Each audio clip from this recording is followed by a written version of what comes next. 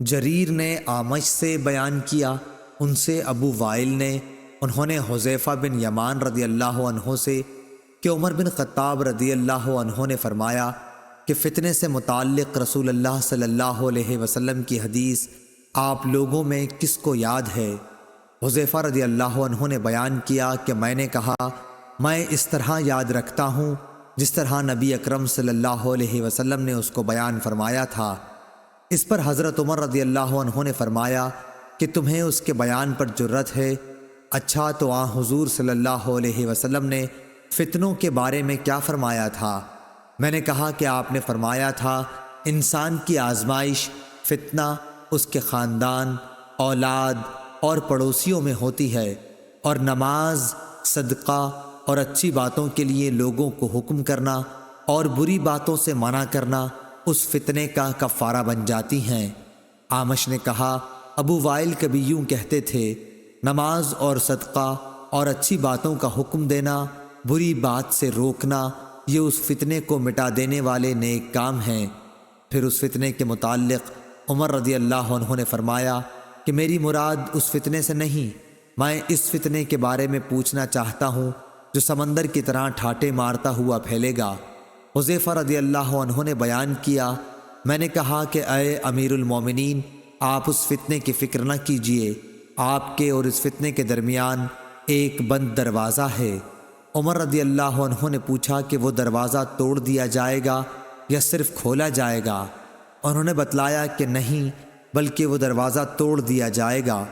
اس پر عمر رضی اللہ عنہ نے فرمایا کہ جب دروازہ توڑ دیا جائے گا تو پھر کبھی بھی بند نہ ہو سکے گا۔ ابو وائل نے کہا کہ ہاں، پھر ہم رعب کی وجہ سے حذیفہ رضی اللہ عنہ سے یہ نہ پوچھ سکے کہ وہ دروازہ کون ہے، اس لیے ہم نے مسروق سے کہا کہ تم پوچھو۔ انہوں نے کہا کہ مسروق رضی اللہ عنہ نے پوچھا تو حذیفہ رضی اللہ عنہ نے فرمایا کہ دروازے سے مراد خود حضرت عمر رضی اللہ عنہ ہی تھے۔ ہم نے پھر پوچھا تو کیا عمر رضی اللہ عنہ جانتے تھے کہ آپ کی مراد کون تھی؟ انہوں نے کہا ہاں، جیسے دن کے بعد رات کے آنے کو جانتے ہیں، اور یہ اس لیے کہ میں نے جو حدیث بیان کی وہ غلط نہیں تھی۔ صحیح بخاری حدیث نمبر 1435۔ حکیم بن حزام رضی اللہ عنہ نے بیان کیا کہ میں نے عرض کیا، یا رسول اللہ، ان نیک کاموں سے متعلق آپ کیا فرماتے ہیں جنہیں میں جاہلیت کے زمانے میں صدقہ، غلام آزاد کرنے اور صلہ رحمی کی صورت میں کیا کرتا تھا، کیا ان کا مجھے ثواب ملے گا؟ نبی کریم صلی اللہ علیہ وسلم نے فرمایا کہ تم اپنی ان تمام نیکیوں کے ساتھ اسلام لائے ہو جو پہلے گزر چکی ہیں۔ صحیح بخاری حدیث نمبر 1436۔ جریر نے اعمش سے بیان کیا، ان سے ابو وائل نے، ان سے مسروق نے اور ان سے عائشہ رضی اللہ عنہا نے کہ رسول کریم صلی اللہ علیہ وسلم نے فرمایا کہ جب بیوی اپنے خاوند کے کھانے میں سے کچھ صدقہ کرے اور اس کی نیت اسے برباد کرنے کی نہیں ہوتی تو اسے بھی اس کا ثواب ملتا ہے اور اس کے خاوند کو کمانے کا ثواب ملتا ہے، اسی طرح خزانچی کو بھی اس کا ثواب ملتا ہے۔ صحیح بخاری حدیث نمبر 1437۔ ابو اسامہ نے بیان کیا، ان سے برید بن عبداللہ نے، ان سے ابو بردہ نے اور ان سے ابو موسیٰ رضی اللہ عنہ نے کہ نبی کریم صلی اللہ علیہ وسلم نے فرمایا، خازن مسلمان امانت دار جو کچھ بھی خرچ کرتا ہے، اور بعض دفعہ فرمایا وہ چیز پوری طرح دیتا ہے جس کا اسے سرمایے کے مالک کی طرف سے حکم دیا گیا، اور اس کا دل بھی اس سے خوش ہے، اور اسی کو دیا ہے جسے دینے کے لیے مالک نے کہا تھا، تو وہ دینے والا بھی صدقہ دینے والوں میں سے ایک ہے۔ صحیح بخاری حدیث نمبر 1438۔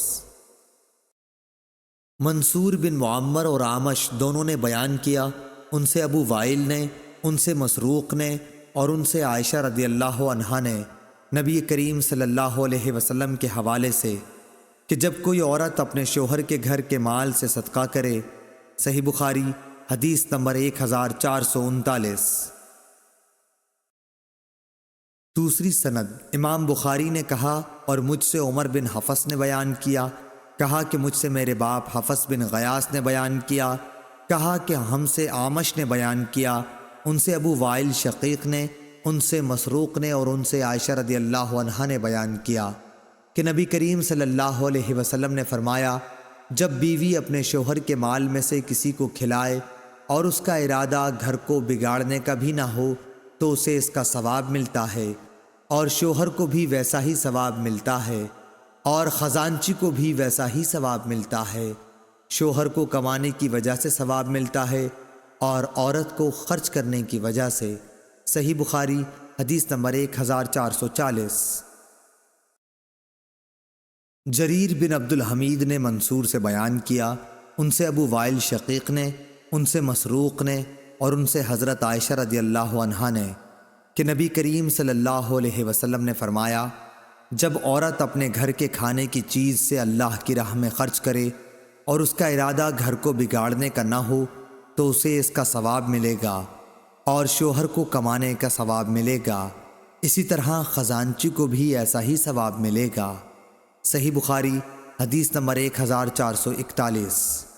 نبی اکرم صلی اللہ علیہ وسلم نے فرمایا، کوئی دن ایسا نہیں جاتا کہ جب بندے صبح کو اٹھتے ہیں تو دو فرشتے آسمان سے نہ اترتے ہوں۔ ایک فرشتہ تو یہ کہتا ہے کہ اے اللہ، خرچ کرنے والے کو اس کا بدلہ دے، اور دوسرے کہتا ہے کہ اے اللہ، ممسک اور بخیل کے مال کو تلف کر دے۔ صحیح بخاری حدیث نمبر 1442۔ عبداللہ بن طاؤس نے بیان کیا، ان سے ان کے باپ طاؤس نے اور ان سے ابو ہریرہ رضی اللہ عنہ نے کہ نبی کریم صلی اللہ علیہ وسلم نے فرمایا کہ بخیل اور صدقہ دینے والے کی مثال ایسے دو شخصوں کی طرح ہے جن کے بدن پر لوہے کے دو کرتے ہیں۔ دوسری سند امام بخاری نے کہا، اور ہم سے ابو الیمان نے بیان کیا، کہا کہ ہمیں شعیب نے خبر دی، کہا کہ ہمیں ابو زناد نے خبر دی کہ عبداللہ بن حرمز اعرج نے ان سے بیان کیا، اور انہوں نے ابو ہریرہ رضی اللہ عنہ سے سنا، اور ابو ہریرہ رضی اللہ عنہ نے نبی کریم صلی اللہ علیہ وسلم کو یہ کہتے سنا کہ بخیل اور خرچ کرنے والے کی مثال ایسے دو شخصوں کی سی ہے جن کے بدن پر لوہے کے دو کرتے ہوں، چھاتیوں سے ہنسلی تک۔ جب خرچ کرنے کا عادی سخی خرچ کرتا ہے تو اس کے تمام جسم کو وہ کرتا چھپا لیتا ہے، یا راوی نے یہ کہا کہ تمام جسم پر وہ پھیل جاتا ہے اور اس کی انگلیاں اس میں چھپ جاتی ہیں، اور چلنے میں اس کے پاؤں کا نشان مٹتا جاتا ہے۔ لیکن بخیل جب بھی خرچ کرنے کا ارادہ کرتا ہے تو اس کرتے کا ہر حلقہ اپنی جگہ سے چمٹ جاتا ہے۔ بخیل اسے کشادہ کرنے کی کوشش کرتا ہے لیکن وہ کشادہ نہیں ہو پاتا۔ عبداللہ بن طاؤس کے ساتھ اس حدیث کو حسن بن مسلم نے بھی طاؤس سے روایت کیا، اس میں دو کرتے ہیں۔ صحیح بخاری حدیث نمبر 1443۔